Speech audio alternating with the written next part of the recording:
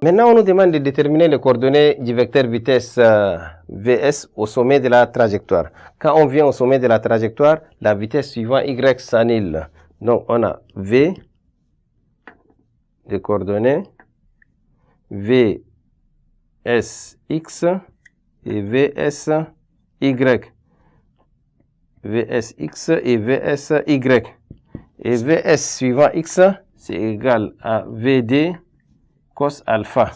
Et Vs suivant y doit être égal à 0. Quand on vient au sommet de la trajectoire, la vitesse suivant l'axe des y doit s'annuler avant que les solides redescendent.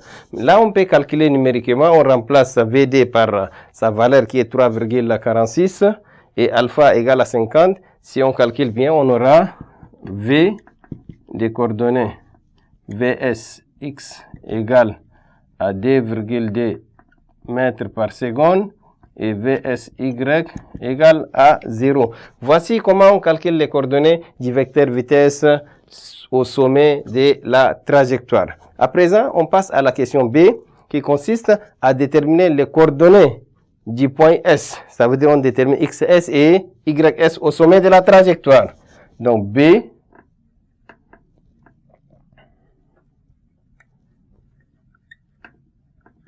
coordonnées de S au sommet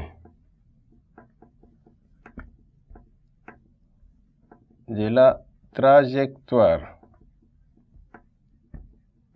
Coordonnées de S au sommet de la trajectoire. Quand on vient au sommet de la trajectoire, tout à l'heure, on a dit Vy égale à 0. Ça veut dire que moins Gt plus Vd sin alpha égale à 0. Et le temps t là sera Ts.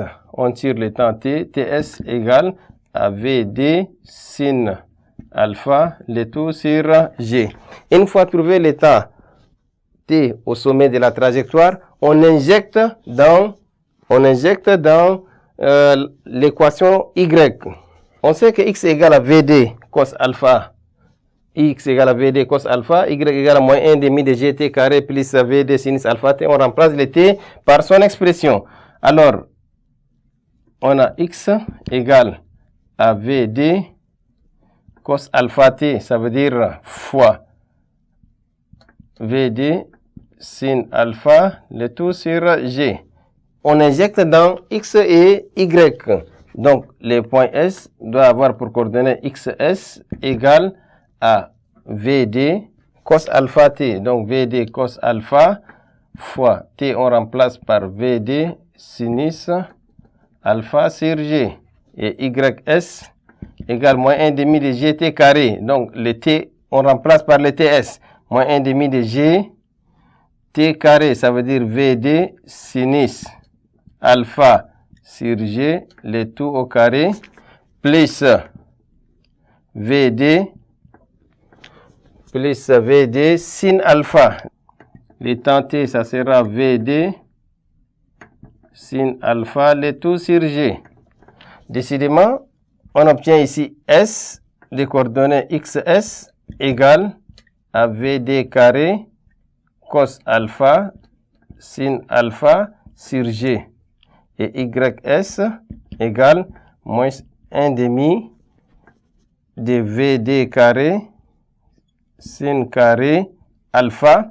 Là, nous avons g au numérateur et g carré au dénominateur. On simplifie les g, donc le tout sur g plus Vd fois Vd, ça sera Vd carré sinus carré alpha sur g.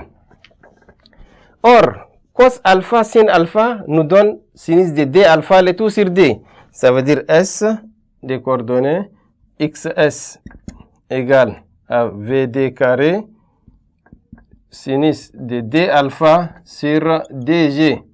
Et ys égale, ici nous avons les mêmes termes. Là c'est Vd carré sinus carré alpha sur g. Et ici nous avons moins 1 demi de Vd carré sin carré alpha, le tout sur g. Il suffit de multiplier ici par d et celui-là aussi par d. On aura le même dénominateur et on réduit. C'est comme si on a dvd carré moins vd carré. Donc ça sera Vd carré sinus carré alpha, le tout sur sur DG. Voici les coordonnées du point S au sommet de la trajectoire. XS égale à VD carré sinus D alpha sur DG et YS égale à VD carré sinus carré alpha, le tout sur DG. Nous avons trouvé XS égale à VD carré sinus de D alpha, le tout sur DG et YS égale à VD carré sinus carré alpha, le tout sur DG. Si on remplace VD, alpha et G par leur valeur, on trouve XS égale à 0,6 mètres. XS égale à 0,6 mètres. Il en est de même pour YS. Si on remplace les VD, alpha et G par leurs valeurs respectives, on trouvera YS égale à 0,36. Ça veut dire que le point S des coordonnées 0,6 et 0,36. Ici en mètres. Ainsi prend fin l'exercice numéro 1 de la physique du baccalauréat 2017. Nous allons, dans une autre séquence, voir l'exercice numéro 2 de la physique du baccalauréat 2017. Merci pour votre aimable attention.